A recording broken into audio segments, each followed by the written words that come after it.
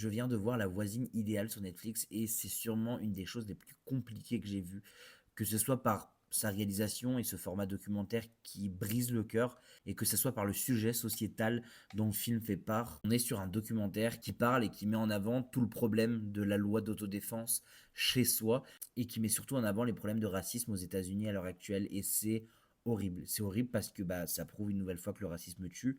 Bon, il fallait pas ce documentaire pour le savoir. Mais bon, c'est une des choses les plus dures que j'ai vues, que ça soit dans son procédé. Parce qu'on est dans un documentaire qui va nous être filmé via des dashcams, principalement des dashcams de voitures, des dashcams des policiers quand ils interviennent. Et petit à petit, on va découvrir cette horreur, découvrir comment des enfants sont traités, découvrir comment cette mère est décédée, découvrir comment l'enquête a évolué aussi. Je trouve que c'est une des parties les plus intéressantes. Alors, c'est pas la partie la plus touchante, mais c'est surtout, je trouve, une partie hyper intéressante de voir le travail des enquêteurs. Et vraiment, il y a tout ce moment où le père doit annoncer à ses enfants que la mère est décédée. Je trouve que c'est une des choses qui m'a le plus brisé le cœur. C'est déchirant. Il faut clairement avoir le cœur accroché parce que c'est très prenant. C'est horrible parce que malheureusement, on vit dans une société, surtout aux États-Unis, où le racisme prend une énorme partie, et ça rajoute forcément aussi un texte sur tout ce problème de la loi autour de l'autodéfense et surtout autour des armes aux États-Unis. C'est un vrai problème